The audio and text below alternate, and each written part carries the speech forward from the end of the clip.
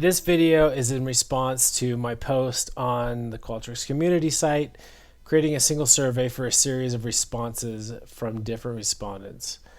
I'm not going to go step by step because I think if I did that, this video would be way too long.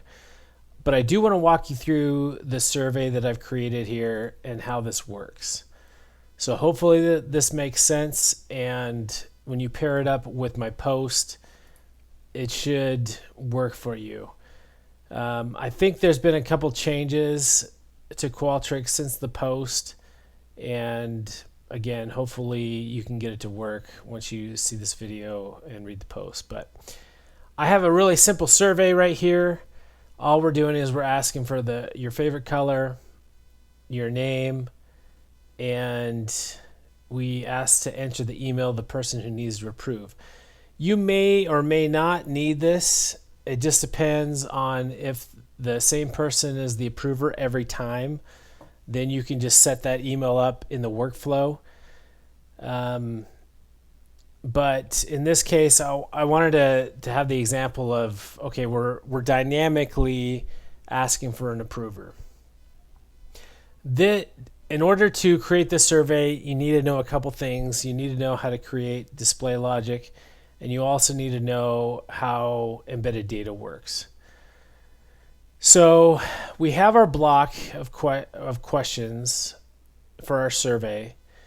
And what I've done is I've added an embedded data block above my main survey block.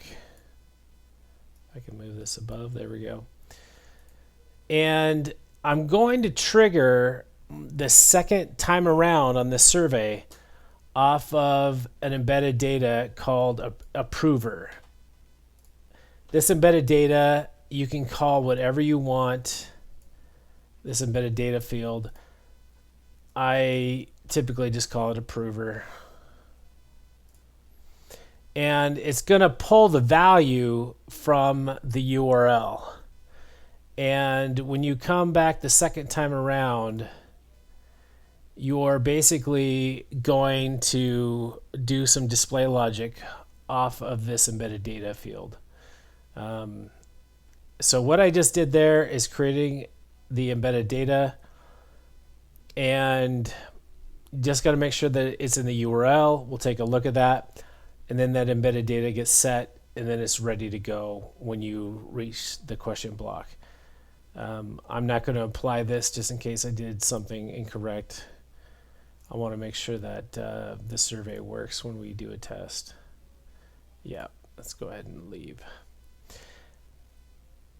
Now that we have our embedded data, we can run display logic on any and all questions that come after the initial survey. So this is going to be the second time around when this gets to the approver.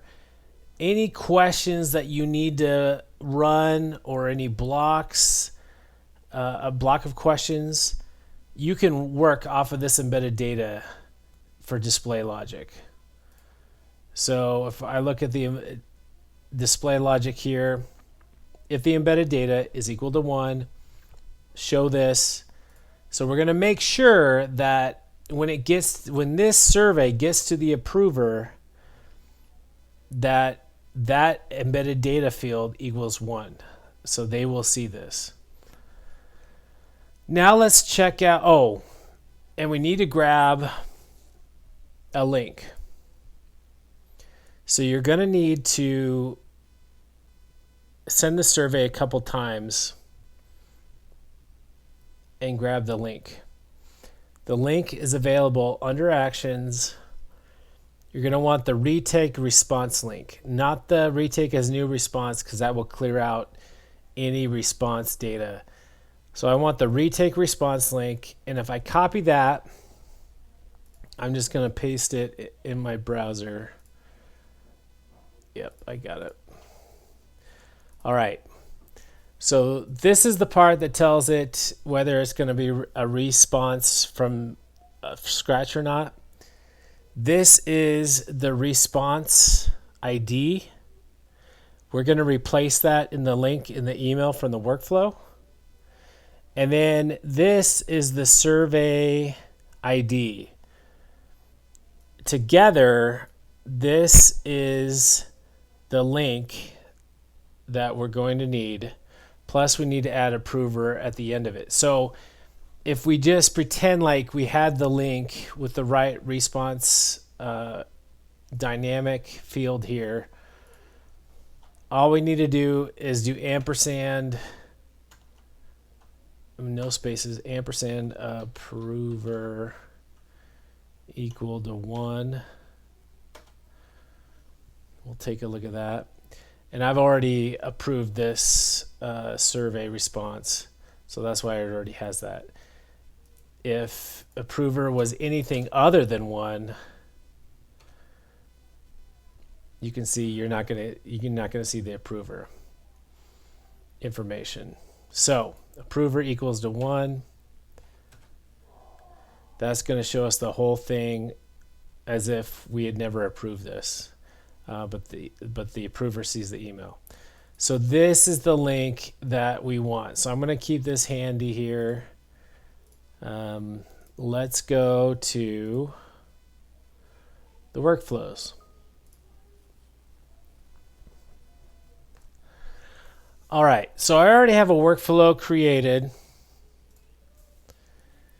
So in this workflow, you'll see that this triggers off of the survey response, and it only fires if approver does not equal the 1. Because if it does equal to 1, we don't need it to be sending anywhere at that point because we already have an approval at that point. Unless you want to do multiple approvers on the same survey, then you'll need to apply different logic and different scenarios for that with different emails, potentially. But in this case, we just have one approver. So when the survey initially gets set up, approver, the embedded data field does not equal to 1, fires this off. And so let's take a look at the email. So the email, you can add whatever pipe text you need to on this, but you need to have this response link here.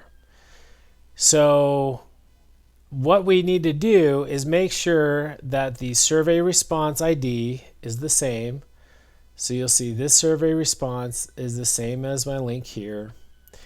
And then you need to replace the response ID with this field right here, this pipe text. So it pulls in that response ID dynamically. So the way I get this field here is by simply clicking on the pipe text, going to response, and grabbing the response ID. So this, again, I copy this, I put it in the link. That will give me the response ID on the fly so that when this goes round trip to the approver, it will be that brand new response ID for that specific survey response. I need to leave the Q_R_delete or DEL equal to 1. And then again, I still have that approver equal to 1 there that I did from this survey here. So I'm going to save that. And now let's go test this out. So now I'm going to go ahead and do a preview. We'll do a brand new one. I'm going to do green, and I'm going to say Testerson.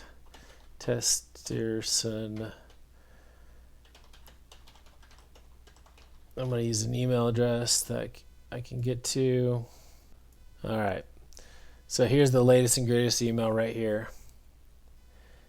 And I'm just going to copy it since I'm using a different browser over here and paste it.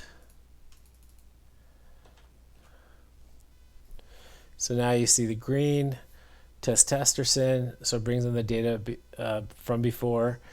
Now, you have to show the data. You have to show whatever was there before to the approver. If you clear that out, then it's not going to transfer and the approver's not going to see it. I'm just going to say a no just to make sure that we got it. But otherwise, you'd have to send it to embedded data. I'm not going to show how to do all that because that's take a lot of work to do that. In the worst case scenario, if you had to do that, you just set it up into embedded data, and you should be set to continue that forward. And then you could hide the fields if you need to. It's taking this so long. Responses in progress. All right. So there it is. There's my response right there. Color was green. Do we approve? No. And we did it just now. So hopefully seeing it in action, kind of walking through the process. If you pair that up with this post, hopefully that'll help you. And if not, reach out to me again, and maybe I'll be able to create a follow-up video to work on it. But anyway, thanks, Qualtrics community. We'll talk to you later. Bye.